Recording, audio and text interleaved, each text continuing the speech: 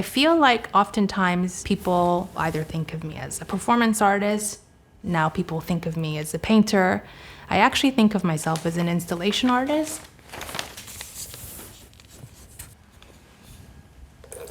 I just feel very multifaceted in many ways, and I think the ideas are essentially the most important thing to me. So that's how I always start. It's a core set of conceptual ideas and concerns, and then from that, I'll think, what's the best way to tell this story?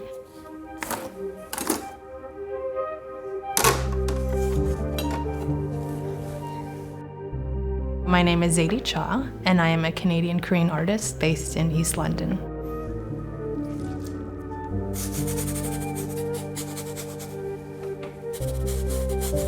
I grew up going to the church.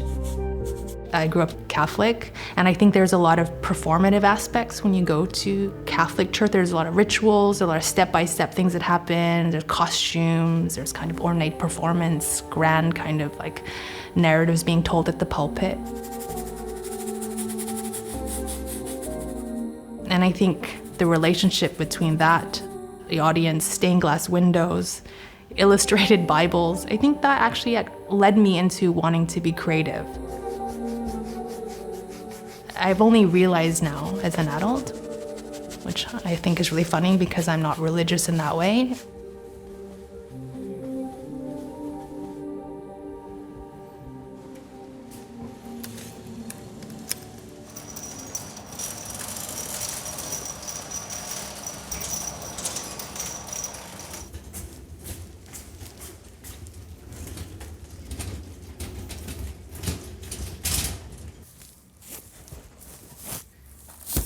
These are in here. I hear the bells.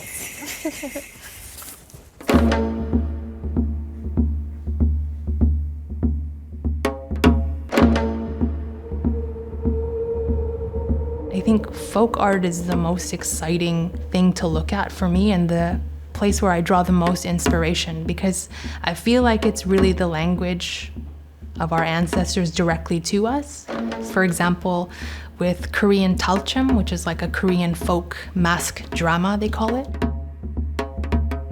Something that was done and created for and by the people as a way to relieve social tension. There's a way in which they were able to criticize the kind of feudal system that they were living under in a way that was permissible. In that there was a lot of comedy and a lot of joy and playfulness. That's where I've tried to find a sense of hope and a desire for that resistance within the work. And also just this idea that, shamans were like the first artists, thinking about the person in front of a fire talking to an audience. And I suppose in many ways that's kind of the role I'm trying to fulfill within my own studio with my art practice. Thinking about ways to channel that energy, that experience.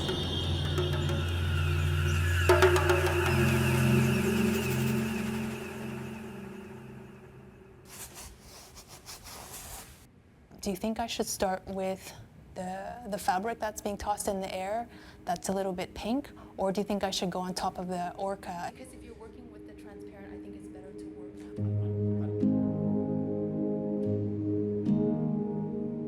The idea of home or feeling kind of comfortable with oneself is always really shifting for me. I think as a young person, I was so desperate to escape my home city.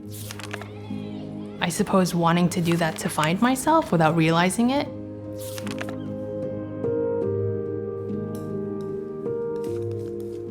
Often I feel a real sense of existential crisis about it, because I almost don't feel like I belong anywhere.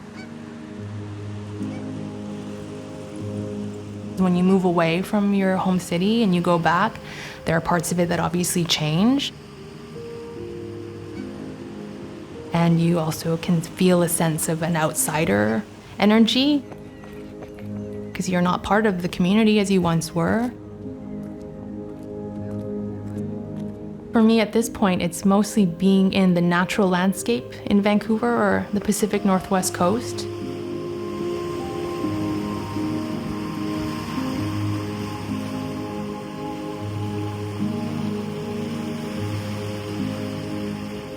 for a long time, I've been really interested in marine life and deep ocean, just like I've been interested in deep space, because these are landscapes that a lot of us are familiar with or we feel like we intimately know, but many of us have never actually physically been in those spaces. Because of that, we're able to project a lot of our own imaginations and longings and desires onto those places.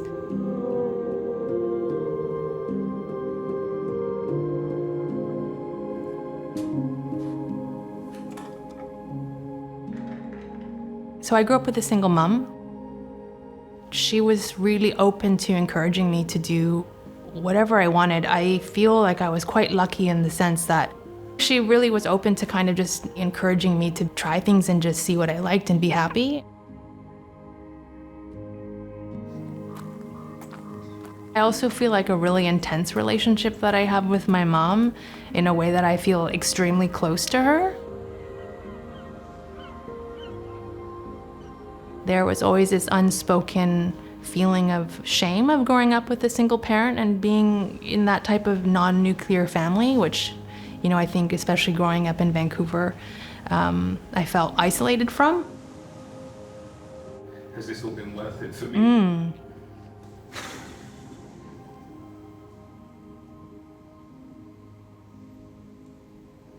Cry.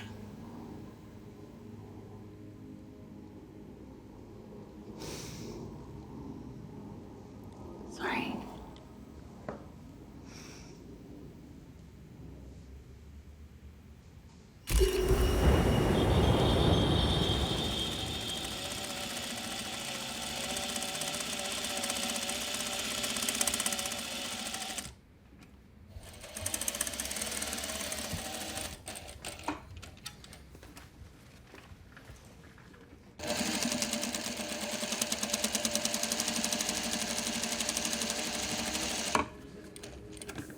I think the main takeaway that I want people to see in my work is that I have a profound respect for ancestry and for folk culture and traditions globally, irrespective if they belong to the heritage of my family.